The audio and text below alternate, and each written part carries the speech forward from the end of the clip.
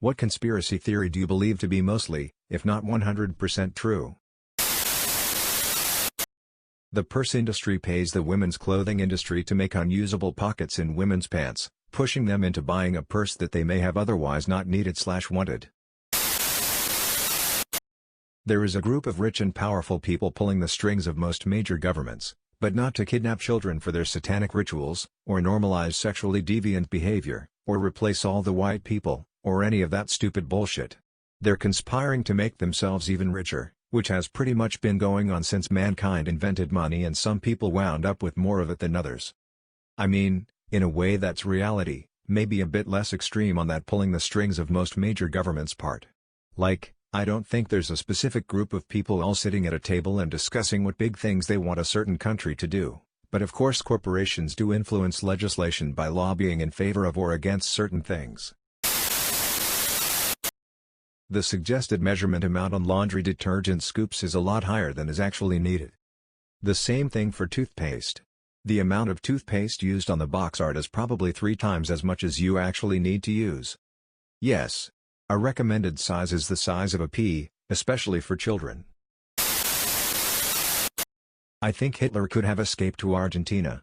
I began researching the subject from a skeptic's standpoint because I wanted my dad to shut up about that Hunting Hitler show. Much to my surprise, I found that none of the evidence presented for why it couldn't be true was a slam dunk for me. Does that mean I think it happened? Not really. I think it could have. And I think that's an important distinction in thinking that a lot of people seem to be missing these days.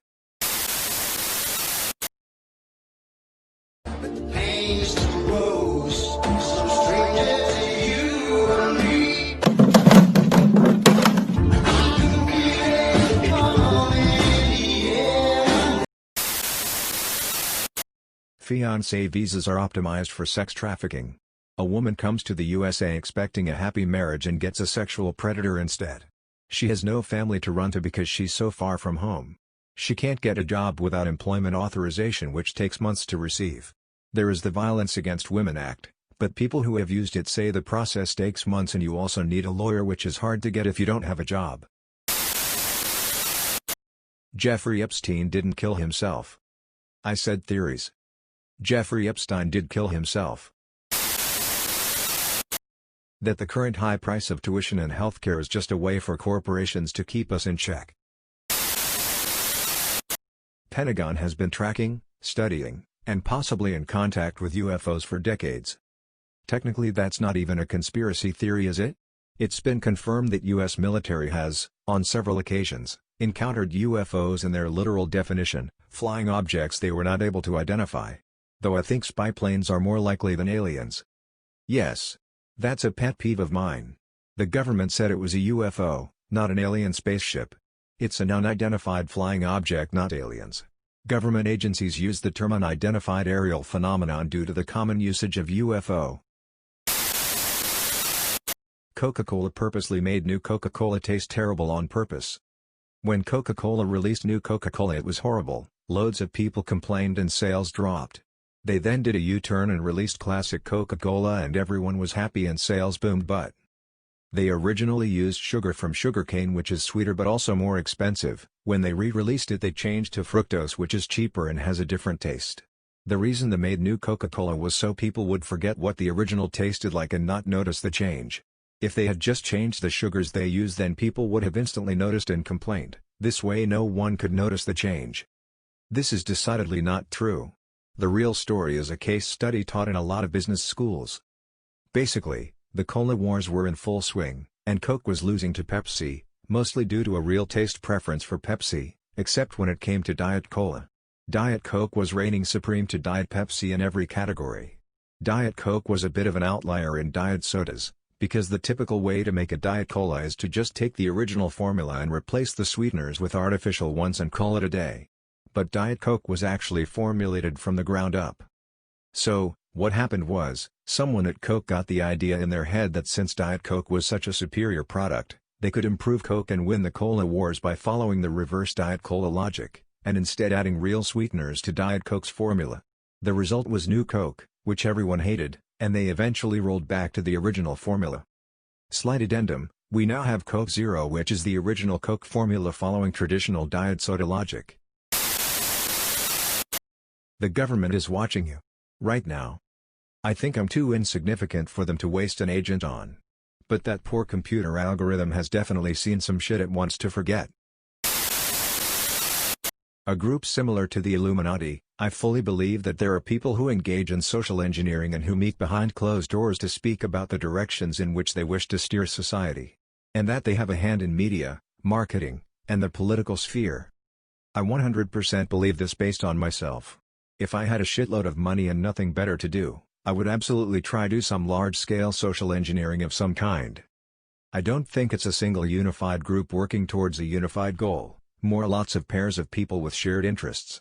Person A and Person B both work to push for a certain candidate, meanwhile Person B and Person C have shared interests in an oil company and C and D are both large shareholders in another company and so on.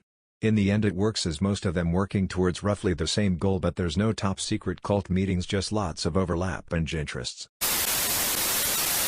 I'm pretty sure there are no horny singles in my neighborhood wanting to fuck.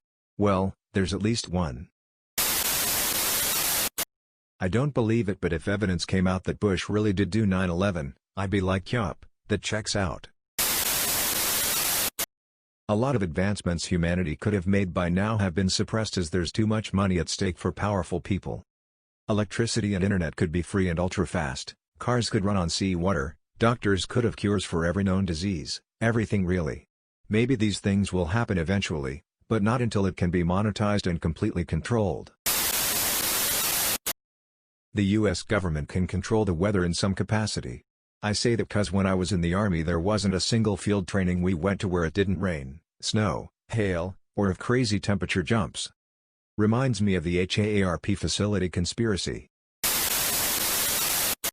The Men in Black. The fact people don't believe in the Men in Black honestly strikes me as nonsensical. There is literally nothing conspiratorial or legendary about this urban legend. Listen, every single nation in human history, since the dawn of mankind, has had a secret police of some kind, some sort of intelligence agency. The only urban legend is the idea that somehow our nation doesn't lull. And no, I don't mean the CIA or NSA or whatever, I mean a real secret police force. Some practically advertise it, like the Mossad in Israel, or in ancient times the immortals of the Persian Empire. The Men in Black are no different.